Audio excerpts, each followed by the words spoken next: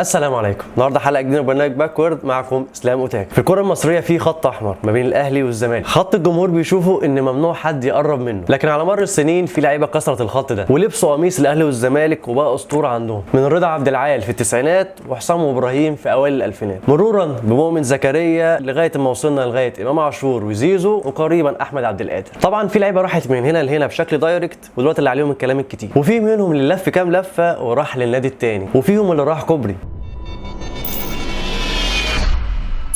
نروح لاول صفقه وهي اكبر صفقه في تاريخ الكره المصريه واللي اعتبرها البعض ان هي خيانه، وهي صفقه رضا عبد العال. وليه مفكره ان هم مارادونات وميسات وكريستيانيات.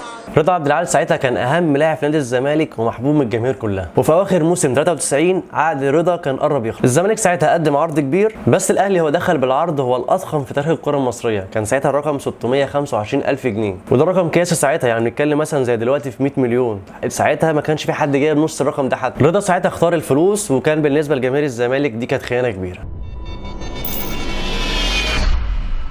نخش بقى على الصفقه الاغرب والاقوى في تاريخ الكره المصريه، وهي انتقال حسام ابراهيم حسن للزمالك، ودي بقى اللي كان فيها الصدمه والدراما وفيها النجاح الساحق بعد الانتقال. الموضوع بدا في اواخر التسعينات لما الاهلي قرر ان هو يجدد دم الفريق ويستغنى عن بعض الكبار، وساعتها حسام حسن كان الهداف التاريخي للنادي الاهلي، وابراهيم كان قائد خط الدفاع، والاثنين كانوا رموز في النادي الاهلي. المفاجاه ان الاهلي قرر ان هو يجدد لحسام وابراهيم لا. حسام ساعتها قال يا اما احنا الاثنين يا اما بلاش. طبعا ساعتها الاهلي قال شكرا على كل اللي انت قدمته للنادي الاهلي. حسام وابراهيم كان شايفين نفسهم ساعتها ان هم لسه رجلهم في الملعب ولسه ممكن يقدموا مستويات عاليه. الزمالك راح دخل على الخط ورحب بيهم وقدم لهم عقد يحترم تاريخهم وقيمتهم الكبيره، والتوأم ساعتها ما اكتفوش ان هم لعبوا للزمالك وبس، لا ده قادوا الفريق ان هم يحققوا بطولات كبيره، ومنها طبعا بطوله افريقيا سنه 2002 وبطولات كتيره واكتر من دوري. اللي هيشتمني انا بامي هضربه بالجزمه مهما كان هو مين، مهما كان الجمهور ده مين.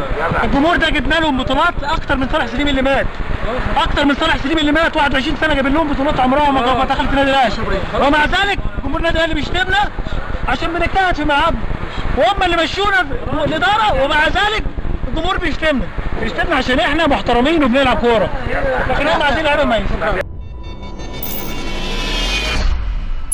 نخش بقى على صفقه مؤمن زكريا، واللي كان بيلعب مع الزمالك ساعتها وكان ماشي كويس جدا ومتالق. القصه بدات ان هو اصلا كان جاي ساعتها اعاره من انبي، ولما الاعاره خلصت جه وقت الشراء، بس الزمالك تباطأ في الدفع كون ان اللاعب اصلا في حضن 100 عقبه، لكن الاهلي دخل ساعتها بسرعه وخطف اللاعب في يناير 2015. جمهور الزمالك ساعتها حس ان الاهلي سرق منه اللاعب وهو بين ايديه.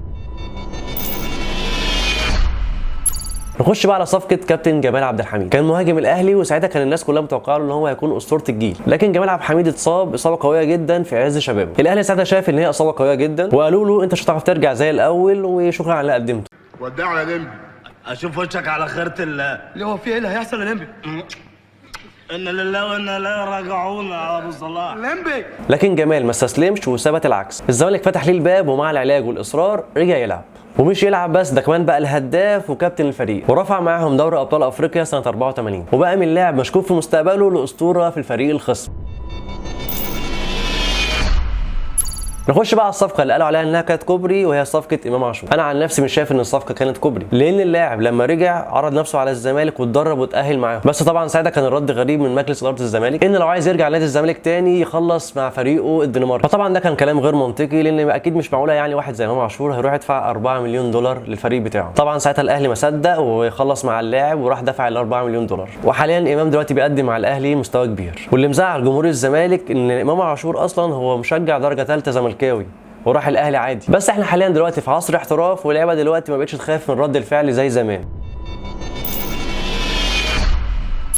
نخش على اخر صفقه عملت ضجه، وهي صفقه احمد سيد زيزو. كان قرب يبقى الهداف التاريخي لنادي الزمالك، بس وكيل اعماله اللي هو ابوه كان ليه راي تاني، كان كل سنه كان عايزه ان هو يعدي العقد، وفي اخر سنه في عقده ضحك على اداره الزمالك وقال ان هو شاري النادي، وسيبوني انا اخر واحد في التجديد بعد ما تدفعوا للعيبه كلها. هو اتاري كان ماضي مع الاهلي ساعتها، وخد مني وممكن نرجع للفيديو ده ان شاء الله السنه الجايه، زيزو مش هيكمل في الاهلي، وابوه السنه الجايه هيطلع بحوار جديد وجايب له عقد في الخليج، لان اللي زي ده ما بيشبعش. مش عايز اقول الكلمه الثانيه.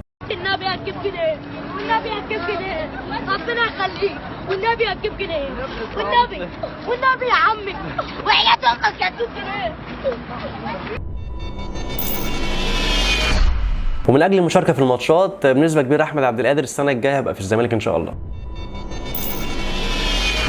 وطبعا في لعيبه كتيره غير اللي انا قلتهم لعبوا في الاهلي والزمالك بطريقه مباشره او غير مباشره، امثال مجدي طلبه ونادر السيد واسلام الشاطر وطارق السعيد، معتز اين وهاني العجيزي وصبري الرحيل وياسر ابراهيم واحمد حمودي ومحمود كهربا واشرف بن شرقي واحمد رضا. الدجانه ومستمع منفخ وتوفيق العنخ وعلي زندعانه ودوبي علي وليله جامده قوي. والناحيه الثانيه امثال ابراهيم سعيد وزكريا ناصف واحمد حسن وناصر ماهر واحمد حمدي وعبد الله السعيد. في اخر الحلقه عايزك في الكومنتات تقول لي ايه الصفقه اللي فيهم اللي اثرت فيك وعلقت معاك. كده الحلقه خلصت، لو اول مره تشوفنا اعمل فولو واشترك في قناتي على اليوتيوب واعمل لايك وشير للحلقه. كان معكم اسلام وتاكا وبرنامج باكورد.